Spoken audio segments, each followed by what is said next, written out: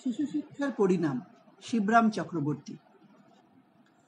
ছোট ছেলেদের আমি ভীষণ ভালোবাসি, যেন ভোরবেলার এক ঝলক সোনালি রোদ, কিংবা গুমোট গরমের দিনে এক পশলা ফিনফিনে বৃষ্টি, কিংবা নীল আকাশের গায়ে এক ঝাঁক বলাকা। আহা হা হা।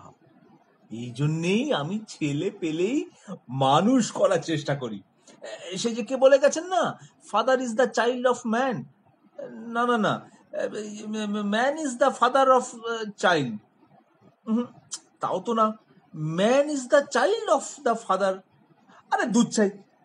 যাকে মোদ্দা কথা হলো, আপাতত একটা চাইল্ড পাওয়া গেছে হাতের সামনে, তাকে একটু মানুষ করার চেষ্টায় লেগে পড়ি।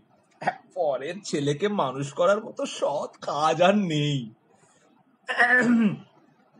তোমার নাম কি? মা যে বলল এখানে বসে থাকতে। হ্যাঁ, বসো না, বসো বসো। কিন্তু তোমার নাম কি তা তো বললে না। বলবো, কিন্তু বানান করতে হবে না তো? বানান? না না, বানান করতে হবে কেন? ও, আমার নাম গোলকেন্দ্র প্রসন্ন পুরকায়স্থ। গোলকেন্দ্র প্রসন্ন পুরকায়স্থ। ওরে বাবা, আধা নয় পুরো কায়স্থ। তা বাবা গোলকেন্দ্র, তুমি কি পড়ো? ইতিহাস, ভূগোল, বিজ্ঞান, ইংরেজি, অঙ্ক, বাংলা। হয়েছে হয়েছে হয়েছে। আচ্ছা গোলক, তুমি গল্প শুনতে ভালোবাসো? হ্যাঁ, খুব ভালোবাসি। বেশ বেশ বেশ বেশ, এসো এসো, তোমায় একটা ইতিহাসের গল্প শোনাই।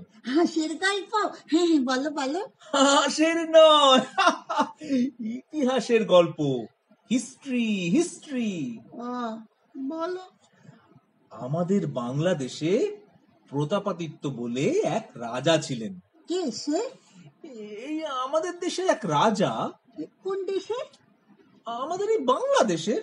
ও, তিনি খুব বীর ছিলেন, খুব যুদ্ধ করতে পারতেন। কে? কেন, এইমাত্র যে বললাম। কি বললে? রাজা প্রতাপাদিত্য খুব বড় যোদ্ধা ছিলেন। কবিতায় আছে, যশোর নগর ধাম প্রতাপাদিত্য নাম, মহারাজ বঙ্গজ কায়স্থ। আমরাও। তোমরা কি? পুরো কায়স্থ।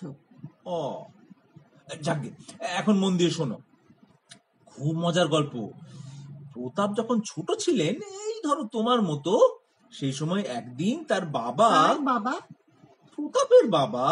কে প্রতাপ? কেন, রাজা প্রতাপাদিত্য, যার গল্প তোমায় বলছি। ও, এখন প্রতাপের বাবা প্রতাপকে একদিন একটা ছোট কুঠার দিলেন, দিয়ে। প্রতাপের বাবাকে? প্রতাপের বাবা, তার নামটা এখন মনে আসছে না, তবে তার এক খুড়োর নাম ছিল বসন্ত রায়। তাহলে ধরো হেমন্ত রায়, গ্রীষ্ম রায়, কি বর্ষা রায়, এমন কিছু একটা হবে হয়তো। কি হবে? প্রতাপের বাবার নাম। ও, প্রতাপকে ছোট কুঠারখানি দিয়ে তিনি বললেন। কে দিল কুঠার? এতক্ষণ তবে কি বললাম তোমায়? কি বললে? প্রতাপের বাবা দিলেন। কাকে দিলেন? প্রতাপকে। ও, দিয়ে বললেন। কাকে বললেন? প্রতাপকে। ও হ্যাঁ, প্রতাপকে। প্রতাপকে তিনি কুঠার দিয়ে বললেন। প্রতাপ বললো বাবাকে? না, প্রতাপের বাবা বলল প্রতাপকে। ও, বললেন যে সে যেন কুঠার নিয়ে অসাবধান না হয়। কে অসাবধান হবে না? প্রতাপ অসাবধান হবে না। ও, হ্যাঁ, উফ, যেন অসাবধান না হয়, যেখানে সেখানে না ফেলে রাখে এবং নিজে কাটা না পড়ে। প্রতাপকে ছোটবেলার থেকেই অস্ত্রের ব্যবহার শেখাতে হবে তো, নইলে বড় হয়ে সে সাহসী হবে কেন? রাজার ছেলের বীর হওয়া চাই তো। আচ্ছা, তুমি বুঝতে পারছো তো? হ্যাঁ। তো প্রতাপও তখন কুঠার হাতে বেরিয়ে পড়লো অস্ত্রবিদ্যায় হাত পাকানোর জন্য। প্রথমে কতগুলো কচু গাছ শেষ করলো, তারপর কলা বাগানে গেল, সেখানে কলা গাছেদের কচু কাটা করে অবশেষে গিয়ে আম বাগানে ঢুকলো। বাগানের মধ্যে বাবার সবচেয়ে প্রিয় যে ফজলি আমের গাছটা ছিল, সবচেয়ে নিরীহ দেখে এবং একলা পেয়ে তাকেই ধরাশায়ী করলো। ধরাধরি করে নিয়ে গেল গাছটাকে? না না, ধরাশায়ী মানে কেটে ফেললো। কে কেটে ফেললো? প্রতাপ। ও, প্রতাপের বাবা বিকেলে বাগানে বেড়াতে গিয়েই এই কাণ্ড দেখতে পেলেন। কি দেখতে পেলেন? কোথায় তাকে? আহা না না, সেই ফজলি গাছের দশা। তিনি সবাইকে ডেকে জিজ্ঞাসা করলেন, কে আমার ফজলি গাছ কেটেছে? কার ফজলি গাছ? প্রতাপের বাবার।